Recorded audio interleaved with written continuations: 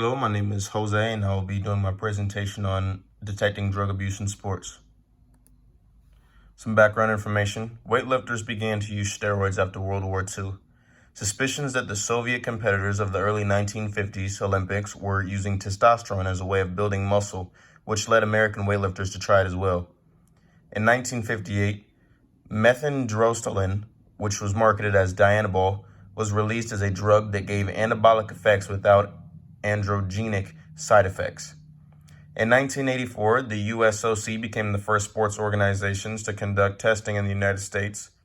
Since its inception, the USOC has announced testing for all major events at a minimal rate of 3,500 samples per year. And some known athletes that were using steroids at that time were Arnold Schwarzenegger and also Canadian Olympian Ben Johnson. Detecting drug abuse. There are 5 types of drug laboratory tests: urine, saliva, blood, hair, and rapid. Initial or immunoassay and confirmatory, which are gas chromatography mass spectrometry tests, are the methods most commonly utilized to test for drugs.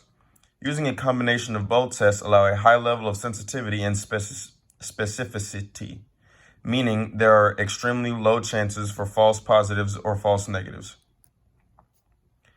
Detection time of steroids. Oral steroids, which you will see on the left, are usually faster acting than injectable steroids and provide significant boost in quick manner, although their total active duration is usually short-lived due to typical short half-lives.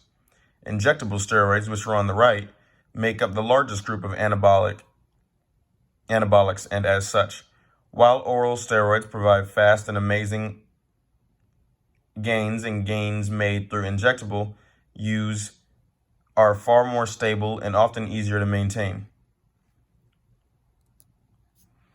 The science behind drug testing. Drug tests rely on antibodies, the building blocks of your body's immune system, to detect any illicit substance within your sample. Immunoglobulin proteins, which are antibodies, come from our white blood cells and help our bodies fight off pathogens and other threats. In order to test for the presence of this antibody within a user's system, drug researchers need to find a different antibody that will create a desired reaction for the druggy antibody. In some cases, they even use color dye or fluorescence to enhance the effect. To simplify the process, a drug test involves searching for a specific antibody produced by your body as a byproduct of using a specific drug.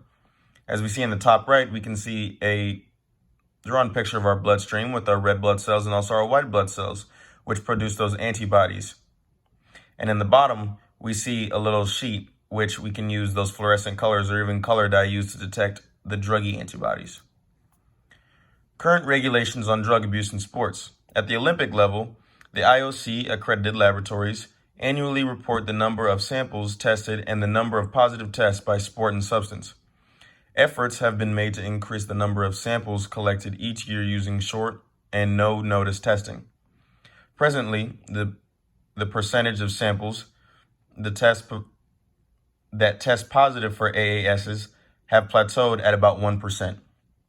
At the NFL level, which is professional football, the NFL began testing for illegal drugs and AASs around 1985 and 1986. Since 1990, UCLA and Indiana University together have tested approximately 8,000 samples per year for AASs, collected year-round from approximately 2,400 players.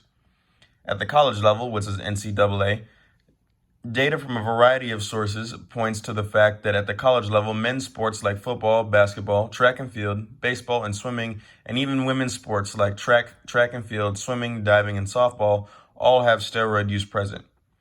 From various studies done over the years, figures as low as 5%, which was in 1994, and as high as 15%, which was the following year, 1995, have been presented for the fraction of college athletes using AASs or steroids. The low number was from the study funded by the NCAA in 1994. And these are my references for my slideshow.